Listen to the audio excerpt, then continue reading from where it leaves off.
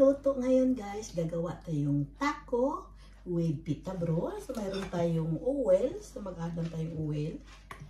And I have onion.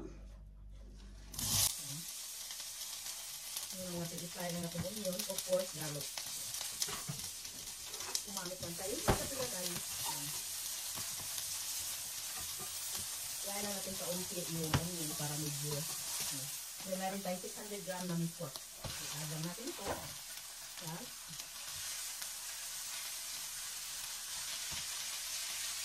Yan.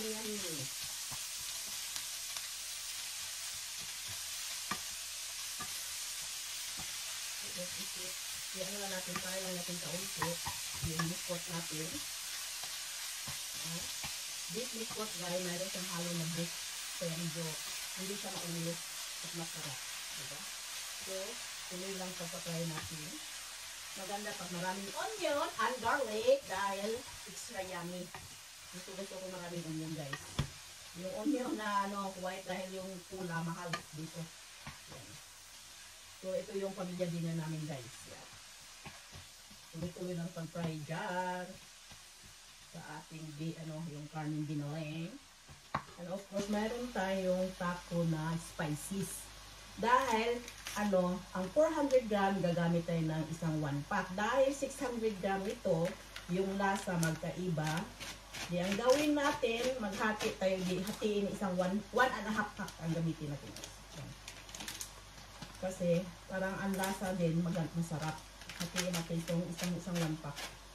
Yan. And then, tago na lang natin. And then, for the next day, on another time, mayroon tayong magagawa tayo ulit. At least, mayroon naman tayong extra yummy na taco. Madali. Itong taco guys, madaling gawin. Bili ka lang ng karneng ginaling. Of course, mga vegetable. Bumili ako ng cucumber and then salad. And medium na mild na sauce. Pita bro or mayroon kayong tortillas. Napakadaling gawin guys. It's easy. Ito pa kayo kukain ng restaurant, mahal sa restaurant. Hindi nakapagtipid ka na. Diba? Yes. And, try lang natin ito. Kaunti. Tuloy lang pag-fry. Nalo ko na yung natin, yung powder na taco. So pwede na ito sa 4 na taong kakain. Sa 600 gram, pwede na 4 na tao ang mga kain ito. Tamang-tama na siya guys. Good for 4 person na ito. Diba? Kanya matipid. Matipid lang tayo sa buhay guys. Hindi matipid kasi mahal dito. Kailangan madiskarte tayo. Pero madiskarte at masarap ang lulutuin natin. Diba? Satisfied ako sa buho ko. Pinakutik ko dahil. Okay? Happy. Yan, lang natin ito. Try lang natin kaunti. And then, mayroon tayong half na, 1 cup na water. Ihalo lang natin dito. And let it to boil to medium temperature. Okay guys, meron akong salad. 8 pd salad. Yan. Then, mayroon tayong cucumber. Mag-cut lang tayong cucumber na 1/2 na cucumber. Yan. Ika-cut lang natin to small bite dahil, at pwede na hindi small bite dahil, yan, i-cut natin ganito. Ito yung natin, kain lista sa natin yung, kunin ko ito guys, ayaw kong mayroong ganyan. Then,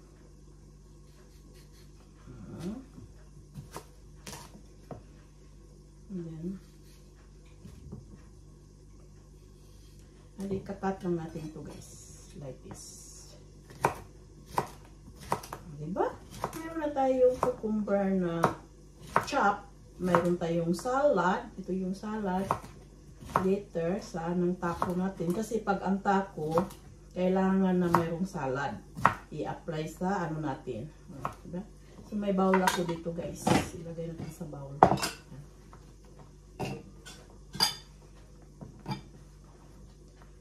And mayroon tayong tomato cherry.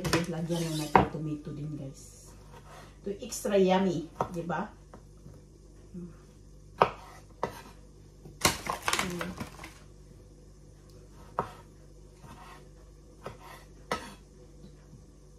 Cut lang ito para madali siyang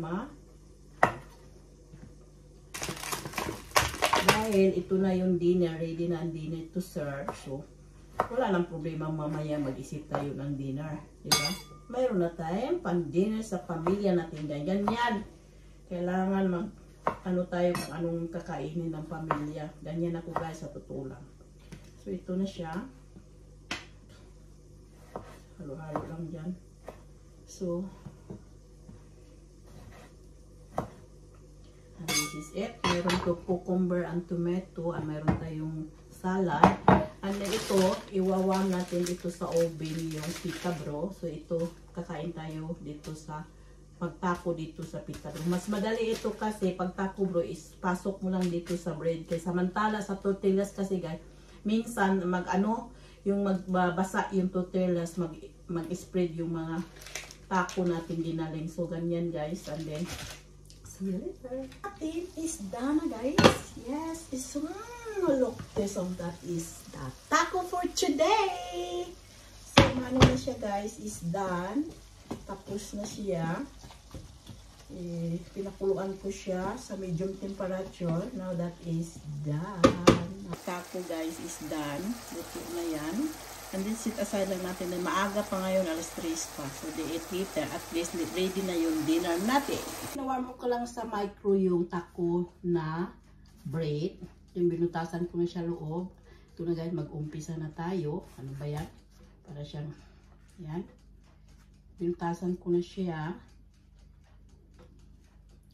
Ang lagyan na natin siyang vegetable sa loob. Mayroon tayong karne. Yan. Yan. Lagyan natin siya ng mild na taco sauce to make it extra yummy. Lagyan natin siya ng romi. Yan.